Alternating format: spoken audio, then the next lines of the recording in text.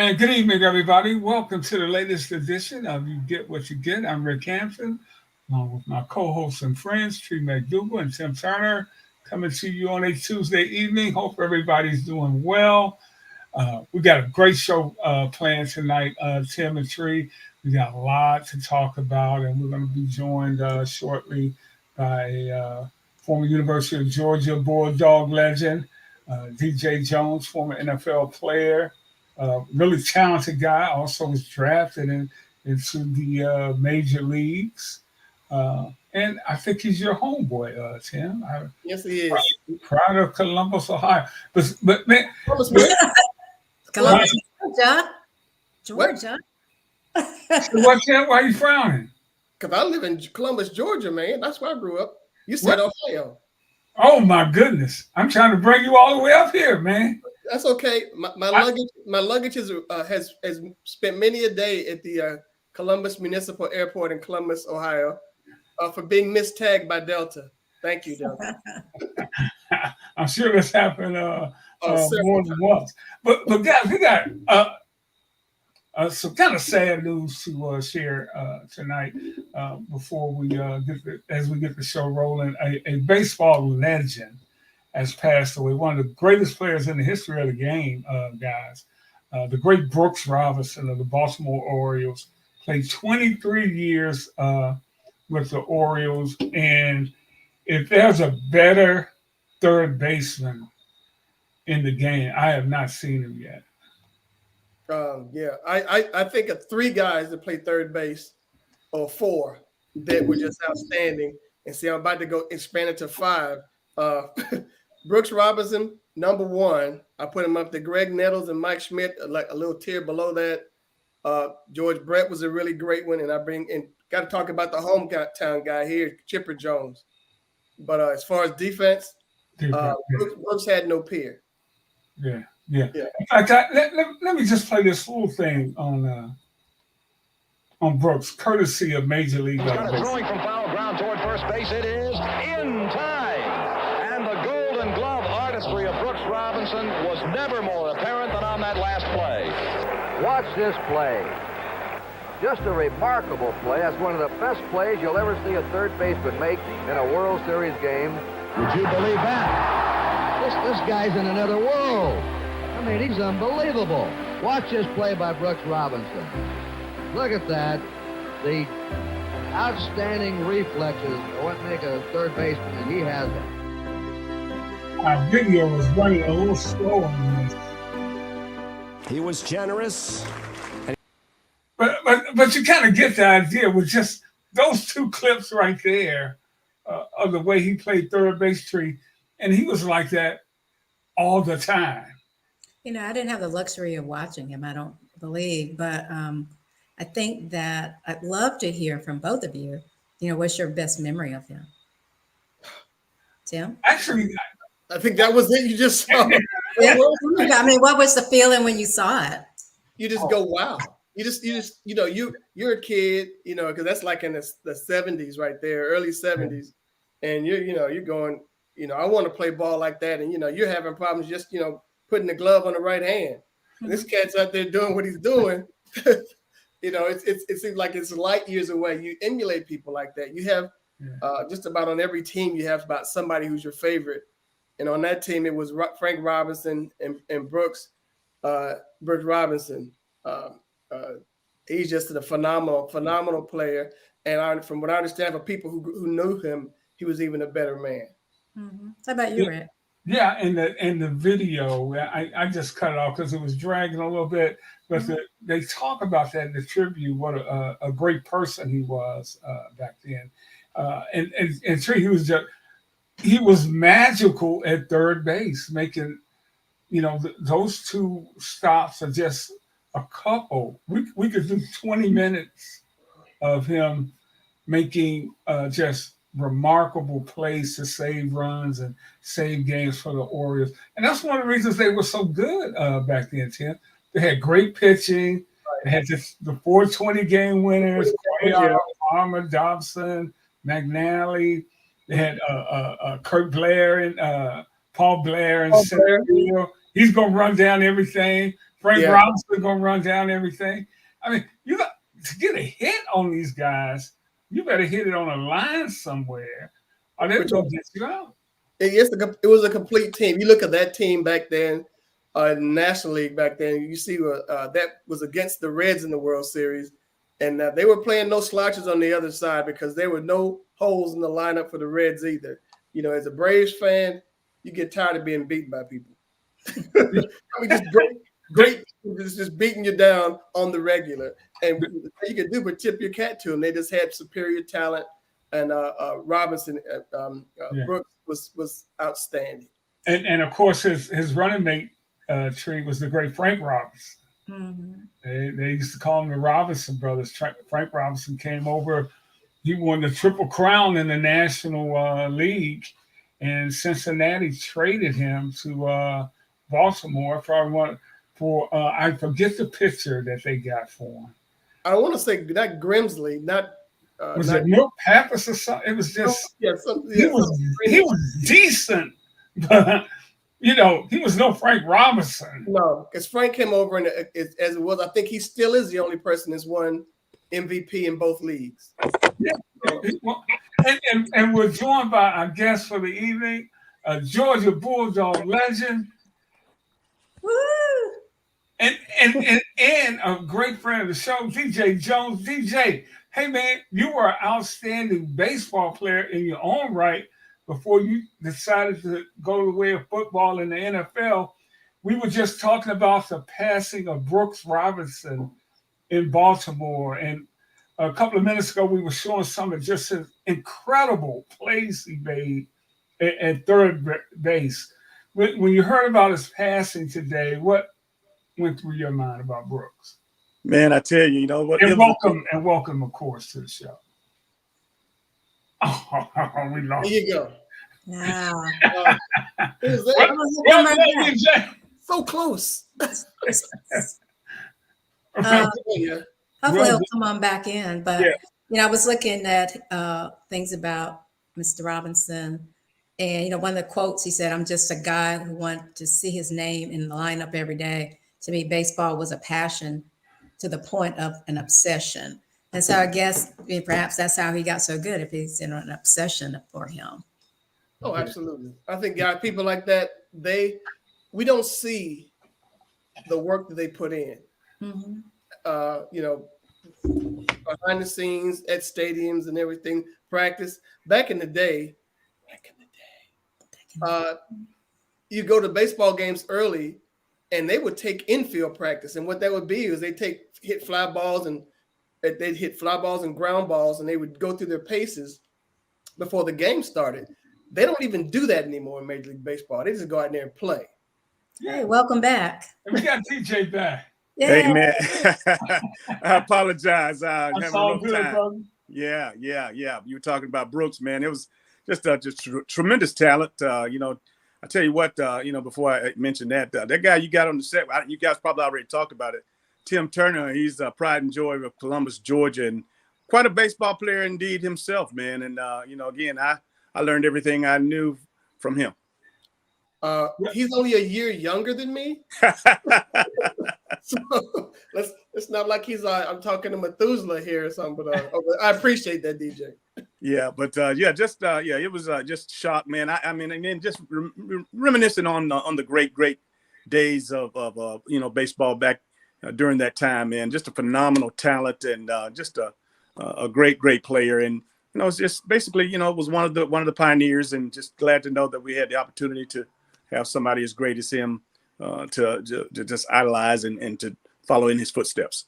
Yeah. Hey, we're going to get into a lot of stuff tonight with what's going on in the world of college football. One other thing I just want to add about Brooks and that whole era.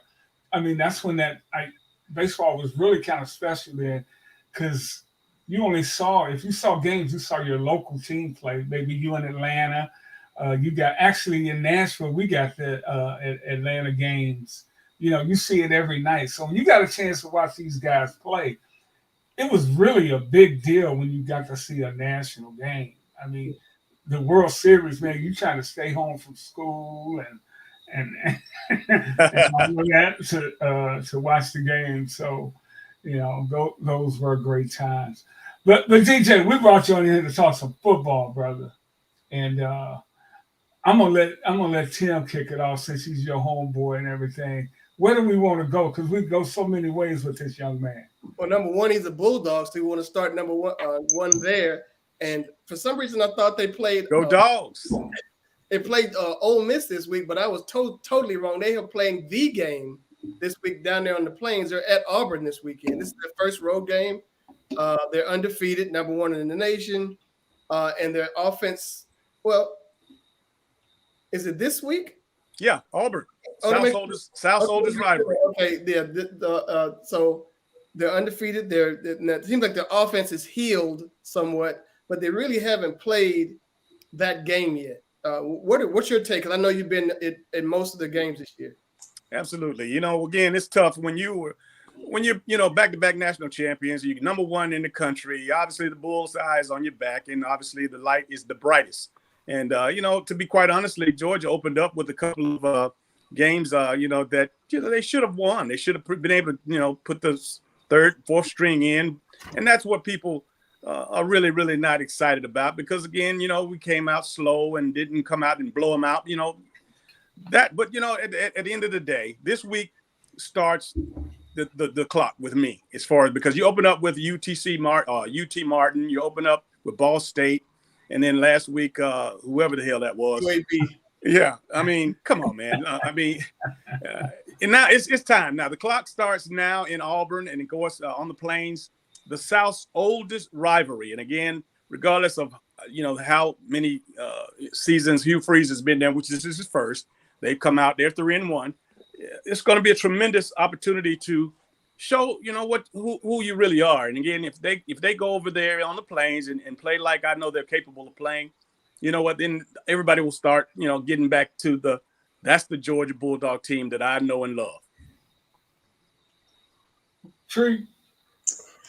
What are there any other games that you're interested in or excited about seeing this upcoming week? Of course, I'm a huge Coach Prime fan. I mean, I want to see the Buffs how they come back off of the devastating loss to Oregon, and they're going to play USC at noon I think that's the Fox noon game. I'm going to be able to get a little of that in because Auburn's and Georgia are going to be playing only about 35 minutes from here and where I am in Columbus, so I'll get over there to cover that game. But I'll be on the screen somewhere. I'll probably have to get over to Auburn and try to catch a little of that Coach Prime game. But I'm a huge fan of what he's doing and what he's done, and of course with all the other big schools. You look at the top 10 now, man. It's it's all over the place. You got teams from out west. You got teams from, of course, the South, and you got Utah, and everybody's in the top 10, man. So between the NIL and the transfer portal, it's made this thing, it's very, very interesting. Yeah. That was an interesting point you mentioned in the last thing with the transfer portal, because I saw a graphic last week at the Florida State Clemson game, and they showed Dabo Swinney and the coach for Florida State side by side, and they showed like this door of the transfer portal. Like it was like a door of a club, and you saw all these people going in the club at Florida State because they got a couple of dozen transfers in, and you got 0 on the side of Clemson because Dabo Swinney does not believe in the transfer portal. He believes in just recruiting kids and doing it that way. And of course, they're starting to suffer the consequences for it, but he's going to stick with his principles. That's a tough thing to do when people expect you to compete for a national championship every year. Yeah, Dabo has actually been to Columbus to speak at our high school and middle school football luncheon. We do a tremendous awards luncheon honoring our local high school football players and middle school players, coaches.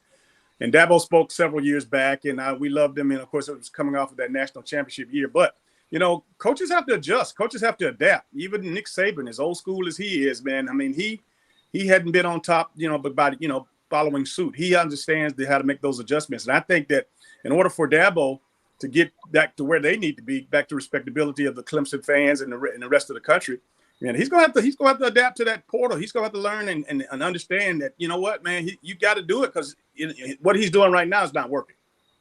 Hey, DJ, I'm here in Detroit and Big Ten country, and which I guess that doesn't mean anything now since you're gonna have USC and UCLA in the Big Ten. It's no longer the Midwest. Where are we going with big time college athletics, in particularly football?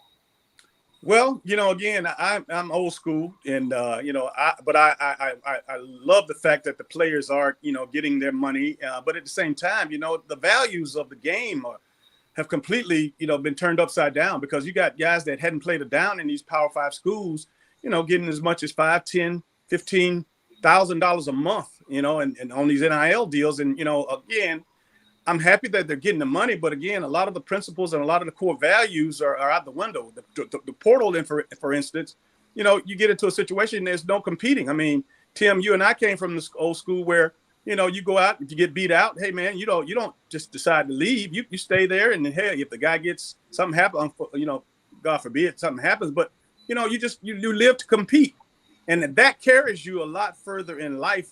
And it teaches us, again, the life lessons. So when we do get out here in the real world, those of us who have played professional football and those of us who might not. But when you're raising a family, when you're on a job, when you're running a business, a lot of those things, man, that you went through with the competition and adversities and all of that stuff going out the window. What in the world are these kids going to, how are they going to react to life when they're out on their own?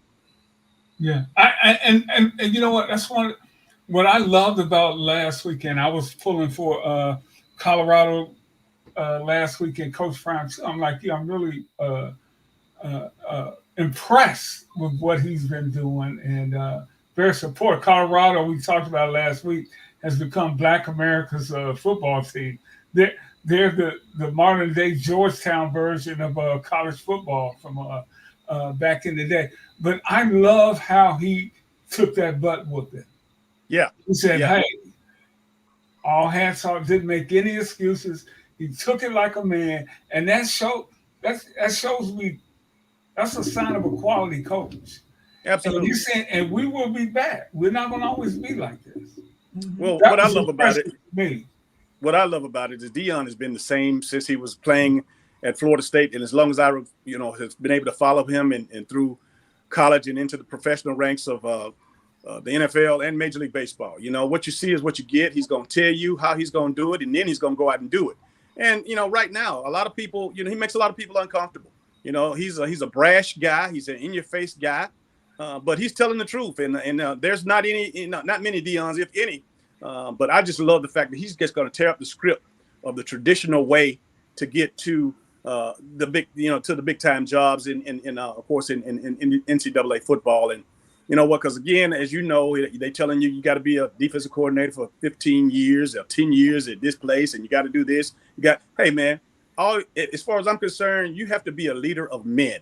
You hire your coordinators; they're the X and O's guys. Sure, you got to know football, but if you can lead and you can recruit, hey man, with the portal, you're seeing that.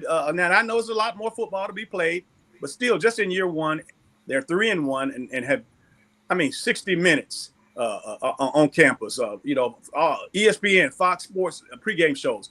You can't pay for that kind of. It's remarkable. Yeah, and what I'm starting to believe is that the NFL guys, a guy that Deion knows very well, Jerry Jones, is probably going to be throwing some money at him if this thing works out like Deion wants it to be. Because I don't want him to go anywhere. I want him to stay there and establish that program and win.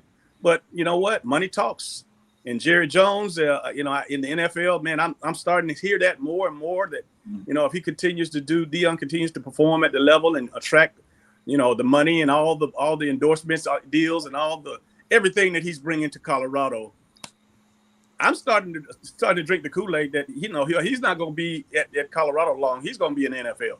Okay, I promise, guys. The last question. I want to hog all the questions with this legend here, but I just want to kind of push you on that, because you've been in the NFL locker room. Guys gonna buy into that at that level? Well, let me just say it like this. We hear a lot about, hey man, you're coaching grown men with car seats and guys with mortgages, and guess what? Do your job, because first and foremost, You know, Dion, obviously, you know, he said that he didn't want to coach a bunch of grown men or a bunch of rich guys. But, you know, the bottom line is, if the kind of money comes after him that I think it will, and again, the way, you know, he's doing things nobody even ever expected at this level so soon, so suddenly.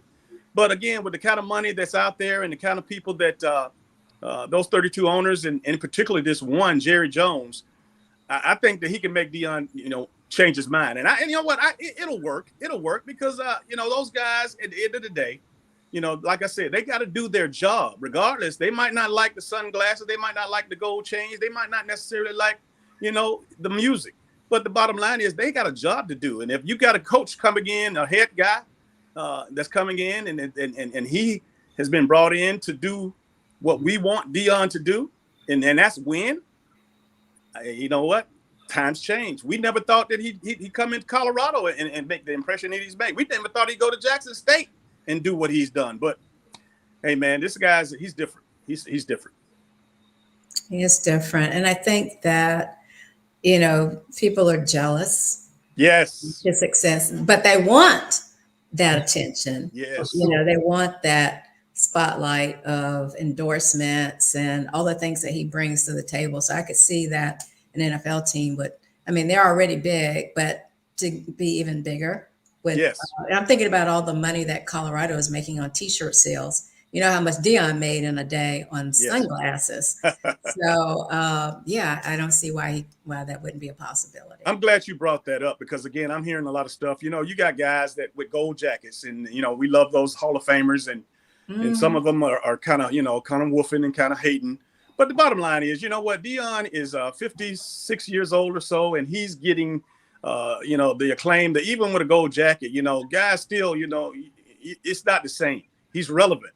He's on national television, like I said, between 60 Minutes, Good Morning America, and the pregame shows, and again, all the, you know, not including the social media scene.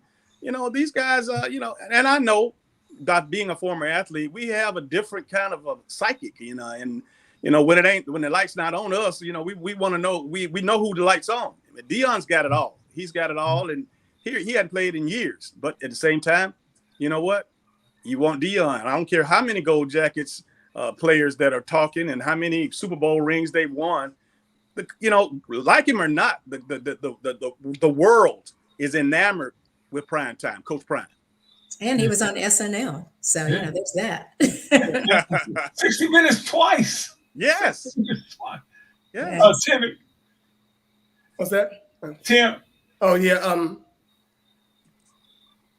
It would bother me about Lanning was that okay, an aside. Okay, you know, you talk about we do things the right way at Colorado. I mean, at Colorado, and yet I think at pregame, some of his kids were disrespecting their field, stomping on the O and doing all kinds of stuff that they got upset about the week before for Colorado State.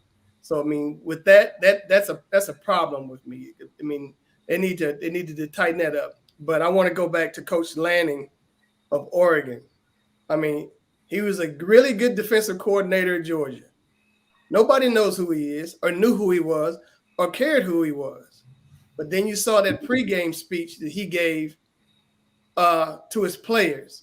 And he knew the camera was on him when he gave that speech. He knew what was being said. He knew what was going on. And he was saying he was doing it to motivate his kids. But there was this one quote that he used that really just what floored me. He says, our team is rooted in substance and not flash. Yes. And I thought about that. I said, okay, he was really, you know, talking about a tacit thing to say about Colorado and the bravado and the brag, how they are. And he said, we're rooted in substance and not flash. Now, he is at Oregon, right? Right. I Googled it. And if they're rooted, you know, in substance over flash, I Googled it, and they have 327 different uniform combinations. That would qualify as flash. Yes. That means they have a uniform combination for almost every day if they're doing it. They got like, they're like 38 days where they don't have, where they have to probably think about doubling up their clothes. But, and I did the research now. Mhm. The Pac-12 championship game is on December 1st, and the national championship game is on January 9th. So that's 39 days. That's a span. So they don't have to worry about wearing those uniforms in that span because chances are Oregon's not going nowhere. So they can wear their uniforms for those 327 days, those combinations, but they're not flashy. Oh no, they're not flashy. Yeah. They got 327 different combinations of uniform. Well said, Tim. Very well said. Very well said, Tim. But you're right. And the bottom line is obviously those recruits, those kids love the attention. They love those uniforms. They love that flash. And you know what? That's what you have to do. And at the end of the day, you know what? Recruiting becomes a lot easier when you have a likable coach. You have a coach that kids can with their coaches that can appeal to these young people. And you know what? And I don't know if you heard this, guys, but, you know, Keyshawn came on today and said something to the fact that there were a lot of coaches that called Coach Lanning and were friends of Coach Lanning in the industry and helped game plan to give the information so that they could defeat Primetime. I don't know if y'all heard. Did y'all hear about that? I heard that, but I thought at the same time, who doesn't do that?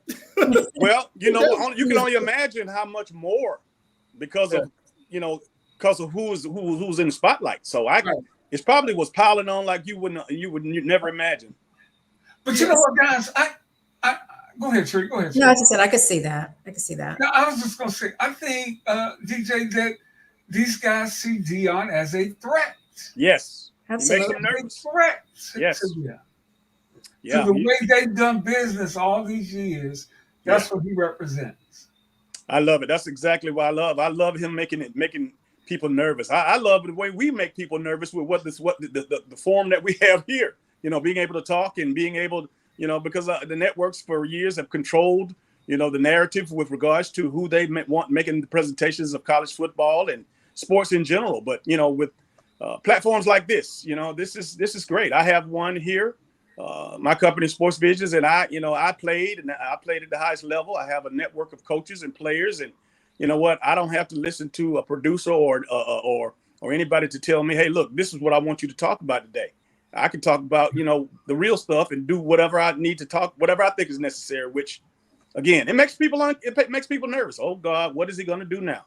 You know, and same way with Dion, you know, it's like, look, the mothers that allow these recruiters into their living rooms, you know, and you know, that day is going to change as soon as Dion. And again, he's done a lot of it, but if you got to go into a living room after Dion, you're not going to come out like you've been in the past years because, you know, before Dion. So it's going to be different.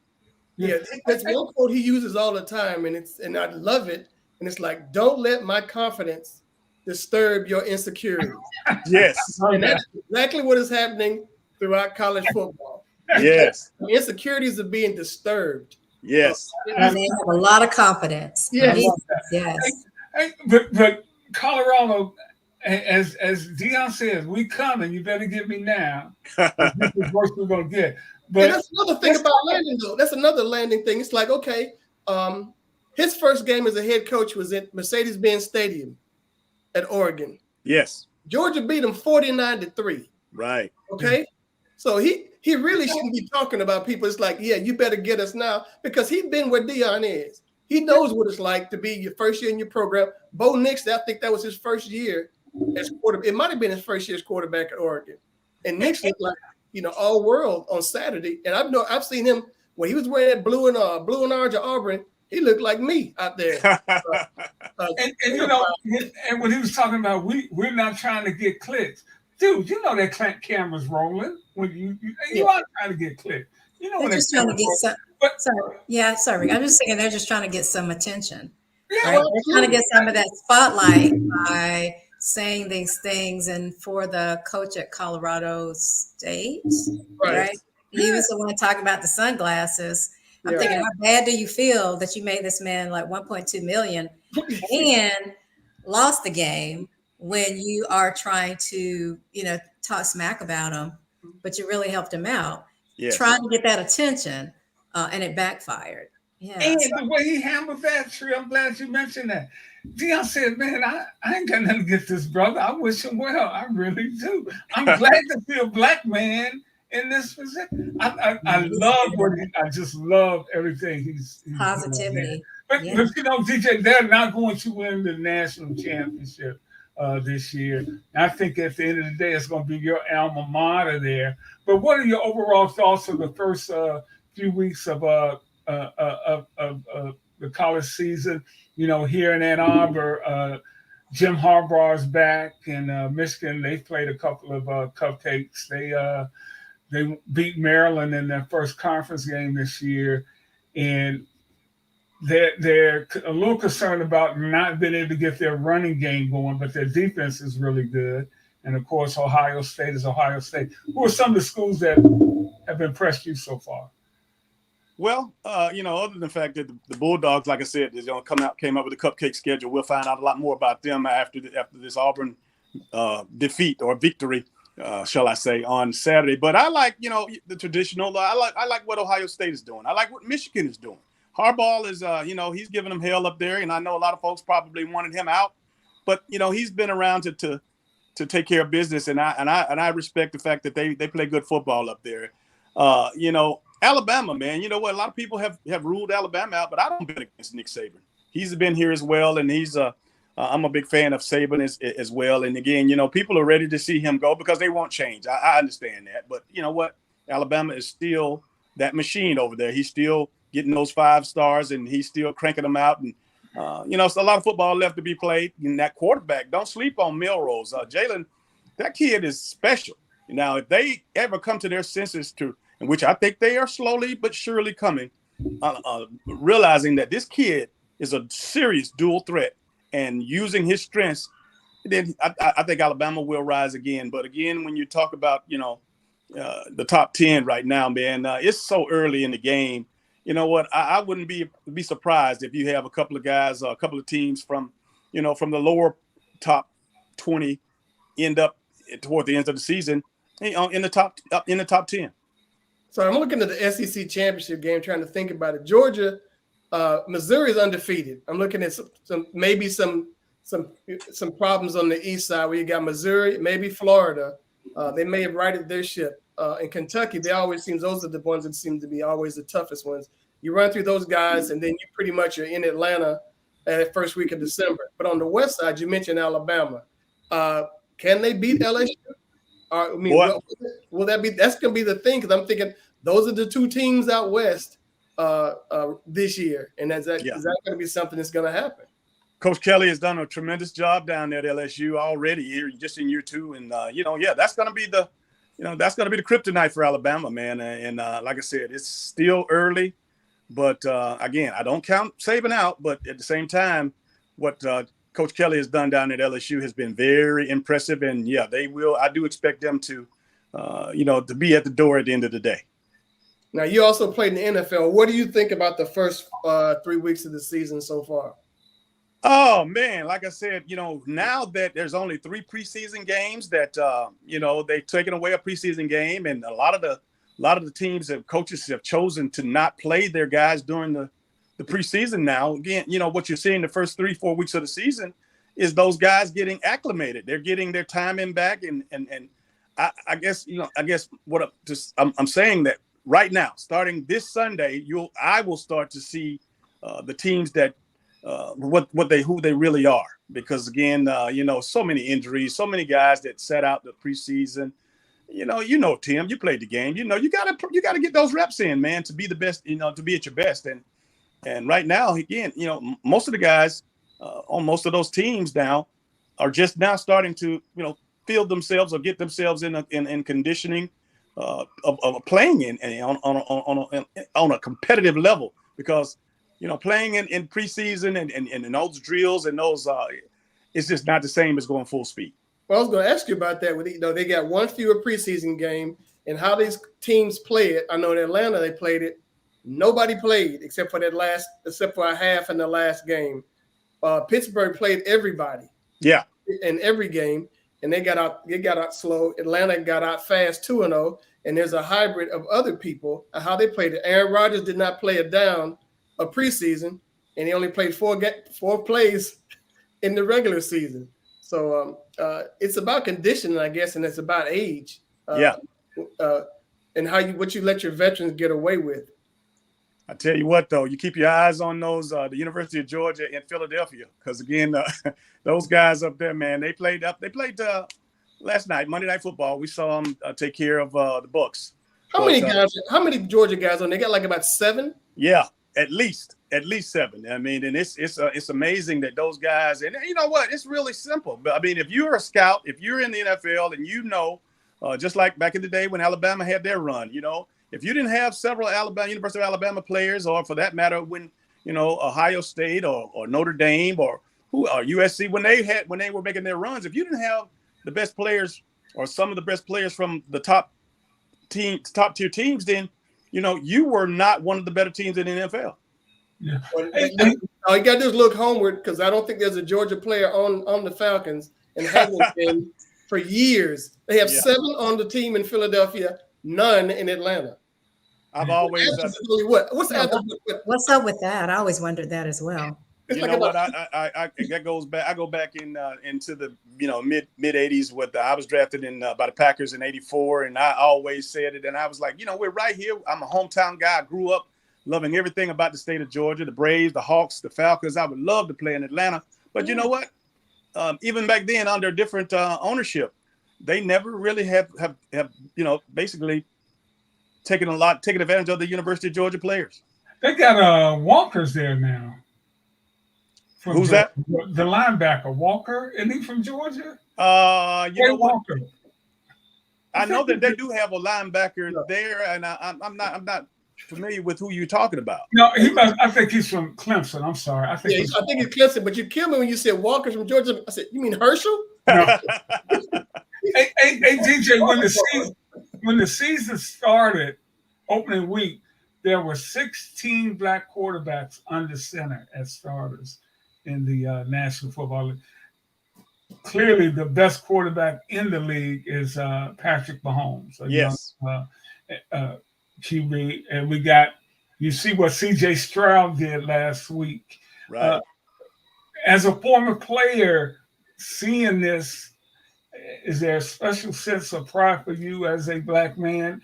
And what is the black quarterback's place, you think, in the NFL now? Well, Tim, I know you didn't let them know, but I was going to let you say it. I might not be the right guy to ask, because, again, I was one of those black quarterbacks ahead of my time going into University of Georgia in 1980 out of high school as former All-American high school quarterback, and actually a backup to Buck Bellew on the national championship team before I decided, in practice, running scout team and dominating as we did, I just decided to ask Coach Dooley to move me to the secondary. But with that said, I love the fact that we have those young men getting the opportunity. And again, I believe in a dual threat guy. I don't believe in a run first guy. I believe in a guy that can keep the chains moving and having the mobility and the quickness and the presence of mind to improvise. Because again, the days of that stiff standing back there in the pocket, and waiting on hoping that the offensive line gives him 2.5 to 3 seconds. Those days are gone, long gone. But I'm glad to see it happen, and it couldn't have happened at a better time. And I want to say that Darryl was a DJ, was ahead of his time, because he is like the guys that play now in the NFL. It's just back, that was unheard of. I mean, we played when they had T-shirts, tearaway jerseys. Yeah, I remember that. Yeah, the game has evolved so much now. But he would have been, he would have been right up there with the guys up here. But one thing I saw online yesterday was it said there are 8 teams in NFL whose season is already over, and of the 8 teams, this person who was a brother, 7 of the quarterbacks were black. And he said their season's already over because of the starts that they had. He mentioned C.J. Stroud, he mentioned Richardson and Indy. He had the Cardinals quarterback. And, the only white quarterback on there was Kirk Cousins, Minnesota. And you know, as much as he's dogged, he might as well be a brother. But you know what? We want it where, hey, if they play bad, replace them. We just want the opportunity to go out there. You either play good or you play bad. That's all we're asking for. The opportunities. And I was going to ask you, and I'll tell you a guy that I covered here in Detroit. Too bad I know he licks his chops every time he watches. Is Andre Ware. We had Andre here. He would be so pretty good in today's NFL. But like you say, DJ, it's just what it is at that time. But you talk about run first. So when I see Justin Fields, that's what I see. I don't know what's going on with that young man, but I know he has it. But, you know, the other part of that, you know, those quarterbacks, these black quarterbacks getting an opportunity to play is that, you know, now this sounds crazy, but why would they select these guys and not do and work to their strengths? You know, again, if a guy can, you know, throw on the run, if a guy can keep the chains moving, why would you just drop him back and to look for and have him reading defenses when that's not what he did to get him out of college? I mean, you were attracted at his abilities to move, his mobility, his athleticism, his arm, his football acumen. It blows my mind, and I see that more than just football. You know, they draft these guys at a high, you know, real high, and give them a bunch of money, but they will not give him, you know, what his skill sets dictate for their team. It blows my mind. Now I know you hadn't seen him. You don't see him every practice and everything, but it seems like you would move that pocket with him, and maybe cut off half the field or something for him. All of that. You know what? And again, you know, even with Milrose, you know, with Saban now, I mean, hey, they had him in the first few games, you know, just dropping back and doing. I mean, look, from now on, moving forward, check out what the offensive coordinator is going to draw up for him, and I guarantee you, he's going to have some opportunities to show that show that running ability, and again, he's going to probably have the option to do what he does best, and again, he has a big arm. But you know what? The guy's a 4-4 guy, and you know when he's one-on-one with those linebackers out in on the edge, it's not even a contest. So I was going to ask you about that because I watched the second half of the Texas game, Alabama-Texas. Yes, he looked absolutely lost. Yeah, he looked terrified out there, and I'm like, this is the guy that won the competition. Then I watched the other two guys play against South Florida. Yes. And they were no better, and now they went back to Milrose. Yes, and hopefully he'll be there to stay because the kid is impressive physically, in every sense of the word. And it's a matter of him, letting them settle in and say, "You're our guy," and roll with him. You're right. Unless they say, "Well, we had a black guy one time." Yeah, it's like in the workplace, we hired one once.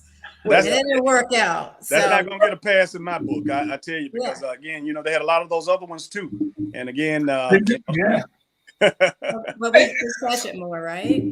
So DJ, help us as a former quarterback. When you take the snap from center, take us through a play. You're processing a pass play. You got 2 seconds, 3 seconds. Well, you want to get the ball out of your hands as soon as possible, depending, because again, especially on the professional level, the linemen are just amazing. These guys are, 285 plus pounds, and they're just as quick as some of the defensive backs, believe it or not, as far as short space, from left to right. But, for a quarterback, first and foremost, the repetitions that you have in practice, in scrimmages, in games, it helps because you get to see how it plays out with regards to your opponent with the coverages that they have, and again, you hear the word eye candy. You got offensive coordinators that can make a play look 5 different ways running the same play. Well, you know what? Whether it's motions or whether it's short throws, long throws. The bottom line is do what your quarterback does best. Give him the best opportunity to win. And otherwise, regardless of if he's that run first guy, or if he's the guy that, he's nimble enough to make people miss, to buy a little time. But you got to win. Keep the chains moving, man. Be productive. And I just don't get it. I do not get it when these guys have guys out of college that they know their skill sets, but they draft them and try to put them in a system that's not conducive to what they do. You know, a good example is right here in Detroit with Jared Goff, who is like a statue. But the Lions can run the football. They run play action. They got a good offensive line. And every time he throws, it's practically off play action. That's what he does well. Yeah. They're playing to his strengths. That's what he does well. Yeah, man. It's but again, I commend the league for have given those young men, what was you said 15, 14, 16 on opening 16. day. Yeah. I mean, that's a heck of a lot further along than when I was around, man. And we had the one guy, Doug Williams, that was my I was just cheering for him as a youngster. And we had a few more before his time. Again, Jefferson Street Joe up at with the Steelers, obviously. But again, now, man, it's like, a young quarterback, a young kid, a junior high or a youth football player now, man, the sky's the limit because he's seeing people in a position that they say you could play, or his parents or his grandparents are saying once upon a time we weren't good enough, we weren't smart enough, or at least they said that we weren't. But now you can't say that anymore. Hey, DJ, tell us about Diamond Sports. And I think you were recently selected to the inaugural board of the Georgia High School Football Hall of Fame. Yeah.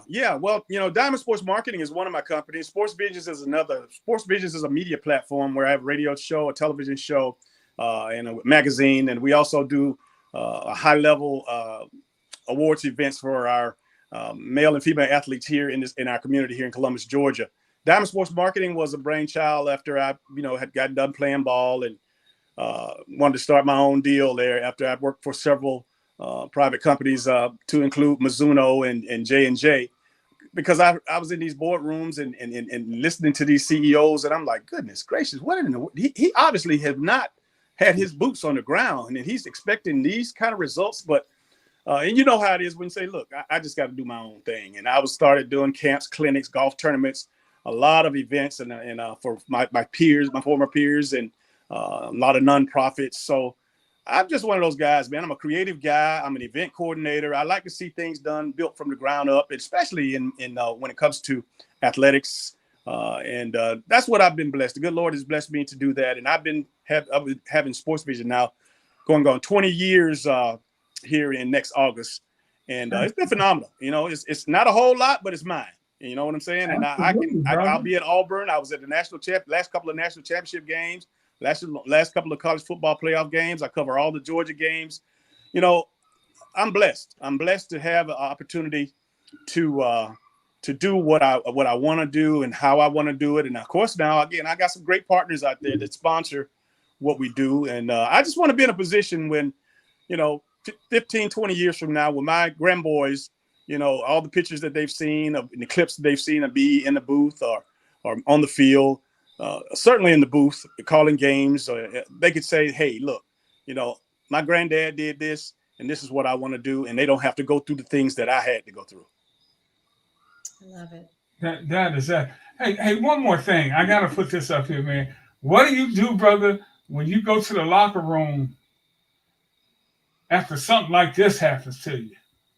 The Miami Dolphins put 70. Hey, man, that's unheard of. It's unheard of. But again, you don't even look at the tape. You don't even, if I'm the coach, if I'm a player, I don't even want to see, I don't want to see what the opponent, how bad they beat us. Yes, let's move on. I mean, there was a bad, they chalk it up to whatever, and forget about it. Because again, going over that tape, going over that, that game plan is not going to do you any good. The quicker you can get that off your plate, off your mind, out of your head, and move on to the next opponent, the better off you are. But that was a phenomenal performance, and you know what? It's historic. It's historic, and it's also a really good show of sportsmanship. And I say that in seriousness because the Dolphins, the NFL record for points in the game is 72. Dolphins had a chance to kick a field goal to make it 73, and they took a knee, or they ran, or they did not do that because their coach decided, it's more or less, it's a win. You know, why go through that? They beat them by 50. Well, Tim, in the old days of boxing, man, why would you continue to let a guy punch the guy that's already knocked out? Exactly. He's beating him on the canvas is what he was doing. So the Dolphins and the coach said all his team captains and the players are all like, yeah, man, let's not do that. Yeah. So I think that speaks volumes for the character of those guys. And you know, they're competitors. They won the game, but they didn't want to rub it in these guys' faces. Yeah. That was. You think that humbles Coach Payton a little bit? Of course it does. You're talking stuff, man. Of course it does, and it humbles. And if it doesn't humble everybody from the team up and through the front office, that's just not a player issue. That's those players that got beat to death. Those were selected players, and those are guys on the payroll. Those are guys that making a lot of money. And you know what? You just, like I said, you just got the sooner you forget about it, the better off you are. They're stuck with Russell Wilson in the fat contract, and Russell hasn't done anything in these 3 games. Yeah, Russell, I don't know. Again, I'm just joking, but Sierra or that contract, I don't know. It's between one of those two. It's crazy, man. But hey, man, I'm just hoping. I played at Denver as well, and I'm hoping for the city of Colorado or Denver, Colorado. I'm hoping that they can get that team back to the respectability because I had some great times out there. And again, when John Elway was, of course, on that role and taking us to the Super Bowl, man, that's a long way from where we were and where it is now. You mentioned Sierra. What do you think about the Taylor Swift effect? That Taylor Swift effect, as far as I'm concerned, that's all social media driven, man. Here's Kelsey, who's a tight end, and now I saw some phenomenal 246%. That his likes or his something went up. I don't know. His jersey went up by 400%. Yeah. Like all these little teeny boppers who have no idea what a Kelsey is. Yeah. Doing that. Let alone tight end, right? Yeah. Did you see the Eagles last night and what they did? No. They had a Jason Kelsey next to a DeAndre Swift. And they had a Swift Kelsey. Back. Yeah. All right. But it's like they weren't the only ones that had this thing this weekend. Yeah. We just got a couple of more minutes, DJ. I want you to put your baseball glove back on for me, man. As we head toward postseason, I'm predicting the Braves to win the whole thing this year. By the way, not so fast, young man. We got some issues with some starting pitchers, man. We got a couple of guys we just put on the injured list. You know what? The playoffs start next week, actually October the 7th, and we got two of our starters. They're in limbo right now. So hey man, pitching is everything. Everything. Yeah, Fried is on the DL with a blister, and Morton is going to miss the entire first series, even though they have a bye for this first week. Charlie Morton's not going to play in the first series. Right. Is Acuna going to play? He's got to play. I've already crowned him MVP. Braves are down to the Cubs tonight, 6-0, and they won the game 7-6. Acuna had a 2-run homer in the game. Yeah. Wow. Okay. He's playing, right? Okay. Yeah. But I was going to ask you about the future of the black ball player in Major League Baseball and how you got into baseball. When we were coming up, that was a big deal. We just talked about Brooks Robinson earlier, and also talk about your decision to forego a Major League career for football. Yeah, the Pittsburgh Pirates drafted me out of high school, and by that time, I was more into football because of the aggressive nature of the game, and baseball was so slow. And Tim played on the great team here. I played on the team we got our ass kicked every week, but I did my thing. But it just playing baseball again. And I looking back, I still not. I don't regret it because I did what I wanted to do in the game, playing football and all the physicality of it all. It made sense for me, and I can people say, man, don't you know you could have played for X amount of years? Yeah, I know that, but it just wasn't. I don't know if I would have been motivated to do it. And then you got to go to the minors and ride buses and do all that stuff to start out. It's not just getting into the majors. That's a process. And I don't second guess what I chose. I chose to go to the University of Georgia. We won a national title my first year. We won 3 SEC titles, and I got drafted by the Packers.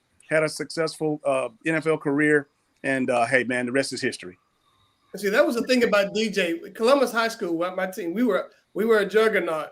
But every time we played Carver High, it was going to be like, Columbus 7, Carver 2, Columbus 8, Carver 3, and those 2 and the 3 were home runs by Darryl Jones. But you remember that, huh, Tim? You mentioned the game being slow for you. Do you think that's one of the reasons our kids don't? Well, I think realistically, when you talk about what it takes to play baseball now, these $400 bats, aluminum bats, and the gloves and the cleats, and I think, and the fees that little leaguers have to pay, and I think that price is a little bit, and again, I say that, but hell, you got to get football equipment too. But again, everybody, from what I can tell, from the kids that I follow, they love bouncing that basketball, dunking it, shooting that 3. And then they love catching and throwing that football. Again, and you got to it takes a special kid to play baseball, man, because you know what, that best baseball, when you're getting down on it, it takes some awful bounces sometimes, and then you might get hit in the head. You're standing at the plate; it's hard to hit a curveball. And hey, man, it just takes a special kid, and I don't think the kids don't want to work that hard to concentrate to become the baseball players that you need to be. In addition to the fact that, like I said, equipment. I don't know, Tim. What you think? It's expensive. I know when I worked for Aflac, we had a thing, Aflac All-American High School Baseball Classic, and it was a showcase. Yes. And the deal is, your kid had to be good, but you had to also pay money to participate in those things. And you had, it used to be if you were risk good, they'd find you and do that. Anybody who participated in those showcases already has some measure of financial stability. I look at people like my first year, Freddie Freeman, Jason Hayward. Yes, were on the playing in that game.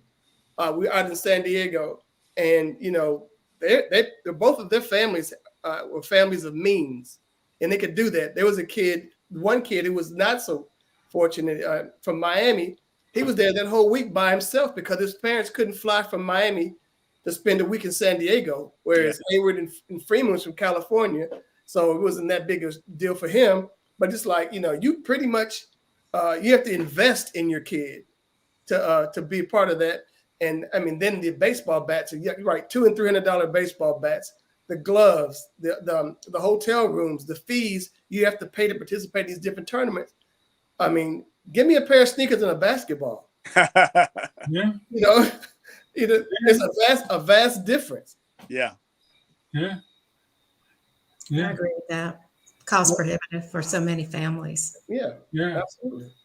Well, DJ, man, this has been a blast, brother, having you here. And how can our viewers follow you and catch your shows? Yeah, actually, you can catch my radio show, the Sports Vision Radio Show. Actually, we have a Sports Visions Radio app. Go to your app store and type in Sports Visions Radio, and again, the app will pop up. Mondays and Thursdays from 4 to 6 o'clock. Also on Facebook, if you want to see how we're cutting up in the studio doing the show, we go Facebook Live. Go to my Facebook page, Sports Visions TV, Radio, Magazine, and that's again on Mondays and Thursdays at 4 o'clock. Or you can go to our Facebook page now, and you can see some of the shows of previous weeks, and they're up online there as well. And again, you can follow me at Daryl DJ Jones, and again, that's where you got. Outstanding, man. This has been a great conversation, man. We really appreciate having you. Hey, man, I've enjoyed it being with you, and of course, my old chum out there. And again, thank you so much, and keep doing the great work you guys are doing, man. Because like I said, y'all are making folks uncomfortable. And hey, you know what? Getting our word, getting our message, getting our narratives out there is so important. And just keep doing what y'all doing. All right, DJ, Thank you, brother. Thank you so much. For DJ Jones, Tim Turner, Trey McDougal, I'm Rick Hampton. Good night. All right. Be kind, everybody.